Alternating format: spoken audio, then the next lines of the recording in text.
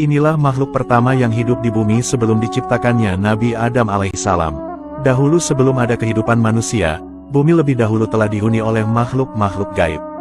Penduduk bumi saat itu mayoritas dihuni oleh bangsa jin.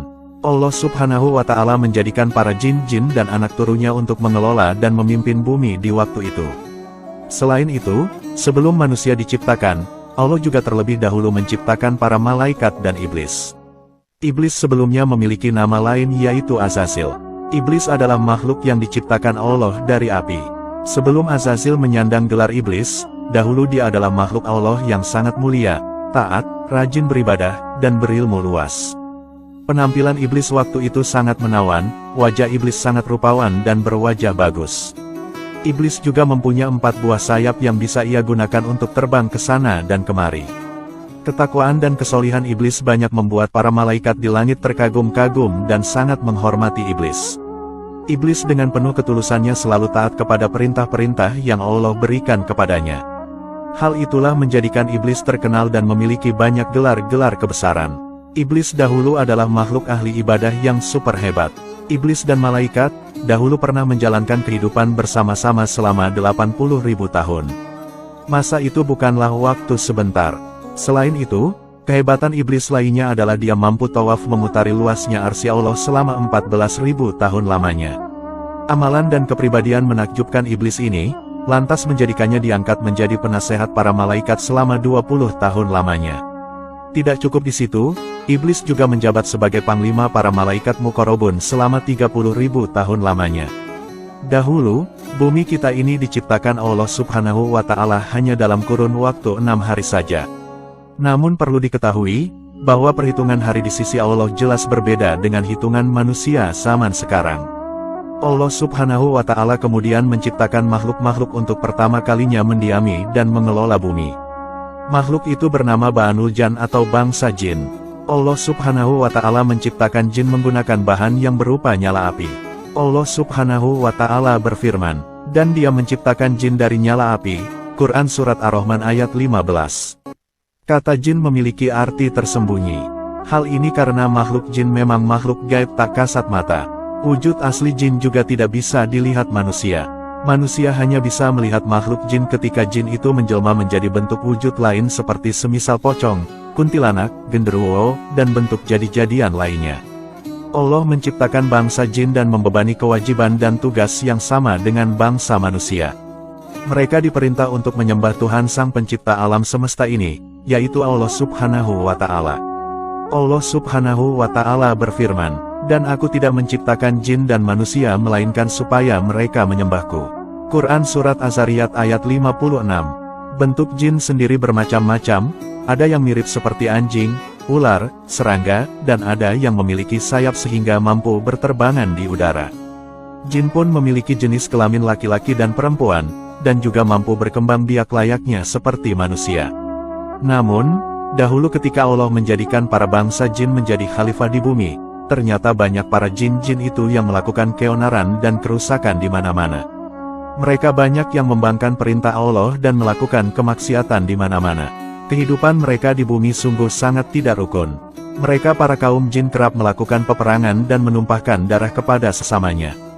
Bunuh-membunuh menjadi peristiwa yang sering terjadi di antara dua kubu jin yang saling berseteru dan bermusuhan. Melihat hal itu, dilaporkanlah kelakuan penduduk jin itu kepada Allah Subhanahu wa Ta'ala.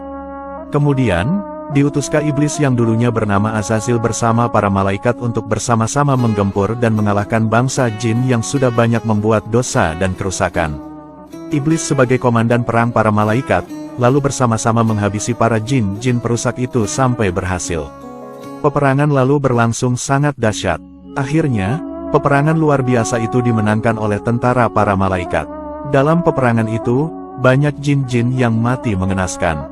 Namun, banyak pula yang berhasil kabur dan sembunyi di dasar laut, di gua-gua, dan di dalam hutan. Iblis dengan bangganya bisa memimpin perang dan mengalahkan para jin itu. Sebenarnya, rasa sombong dalam diri iblis karena kehebatannya sudah Allah Subhanahu wa Ta'ala ketahui sebelumnya. Namun, para malaikat tidak ada yang mengetahuinya sedikit pun. Iblis masih terlihat sangat soleh dan nampak begitu taat kepada Allah Subhanahu wa Ta'ala. Perlu diketahui, bahwa prestasi yang diperoleh iblis sangat banyak di kala itu. Maka tak heran bila para malaikat sangat hormat dan kagum kepada iblis. Atas banyaknya prestasi dan amal soleh iblis, ia kemudian banyak menerima gelar kehormatan. Iblis terkenal dengan julukan Al-Mujtahid, yang berarti ahli ibadah sungguh-sungguh. Ia juga dijuluki sebagai Al-Apid yang berarti sang ahli ibadah. Lalu, iblis juga dijuluki sebagai As-Sajid yang berarti sang ahli sujud. Gelar-gelar itu masih belum seberapa dan masih banyak gelar-gelar lainnya. Setelah musnahnya kekhalifahan bangsa jin di bumi, kemudian Allah berencana akan menciptakan manusia untuk menjadikannya khalifah di bumi hingga hari kiamat. Namun, program Allah Subhanahu wa Ta'ala itu malah mendapat keluhan dari para malaikat. Para malaikat menganggap bahwa kehadiran manusia nantinya di bumi akan sama menimbulkan masalah dan suka berperang menumpahkan darah di atas bumi. Hal ini bisa terjadi seperti penduduk bumi sebelumnya, yakni kawanan bangsa jin yang berperilaku arogan dan suka bunuh-membunuh. Kisah keluhan malaikat kepada Allah itu terdapat dalam Al-Quran. Allah Subhanahu wa Ta'ala berfirman dalam Quran Surat Al-Baqarah ayat 30 yang artinya, "Ingatlah ketika Tuhanmu berfirman kepada para malaikat, sesungguhnya aku hendak menjadikan seorang khalifah di muka bumi. Mereka berkata, mengapa engkau hendak menjadikan khalifah di bumi itu orang yang akan membuat kerusakan padanya dan menumpahkan darah, padahal kami senantiasa bertasbih dengan memuji engkau dan mensucikan engkau." Tuhan berfirman, "Sesungguhnya aku mengetahui apa yang tidak kamu ketahui." Allah Subhanahu wa Ta'ala berkata kepada malaikat, bahwa Allah lah yang lebih mengetahui kedepannya. Selanjutnya, Allah Subhanahu wa Ta'ala kemudian menciptakan Nabi Adam alaihissalam dari tanah liat. Setelah tubuh mulia Nabi Adam alaihissalam terbentuk, maka Allah memerintahkan para malaikat dan iblis untuk bersujud memberi penghormatan kepada Nabi Adam alaihissalam.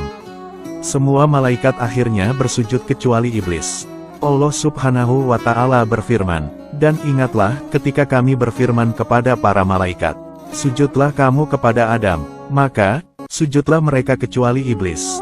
Ia enggan dan takabur, dan adalah ia termasuk golongan orang-orang yang kafir." Quran Surat Al-Baqarah ayat 34. Iblis akhirnya memilih membangkang dan enggan bersujud kepada Nabi Adam alaihissalam. Allah Subhanahu wa Ta'ala lalu bertanya, "Apakah yang menghalangimu untuk bersujud kepada Adam di waktu aku menyuruhmu?" Iblis menjawab, "Saya lebih baik daripadanya. Engkau ciptakan saya dari api, sedang dia engkau ciptakan dari tanah." Quran Surat Al-A'raf ayat 12. Iblis dengan lantangnya membangkang perintah Allah Subhanahu wa Ta'ala karena merasa sombong dan lebih baik dan lebih mulia dibanding Nabi Adam alaihissalam. Kelakuan edan iblis itu akhirnya membuat Allah Subhanahu wa Ta'ala murka dan melaknat iblis. Iblis kemudian dikutuk menjadi makhluk yang buruk, sesat, dan juga menyesatkan. Karena sikap sombongnya itu, kemudian Allah Subhanahu wa Ta'ala mengusir iblis dari surga. Namun sombongnya, bukannya minta ampun, iblis malah bersumpah untuk menyesatkan anak cucu Adam hingga hari kiamat kelak. Iblis memohon kepada Allah untuk diberikan umur panjang hingga hari kiamat. Allah Subhanahu wa Ta'ala pun mengabulkan permintaan iblis itu. Iblis akan berusaha menyesatkan umat manusia dan mencari sebanyak-banyaknya teman untuk hidup kekal di neraka. Iblis juga bekerja sama dengan para setan-setan untuk menjerumuskan manusia ke lembah dosa. Para setan-setan ini ada yang berasal dari golongan jin kafir dan manusia. Nauzubillah min zalik. Untuk kisah selanjutnya, next di video episode selanjutnya ya. Wallahu a'lamu bishawab.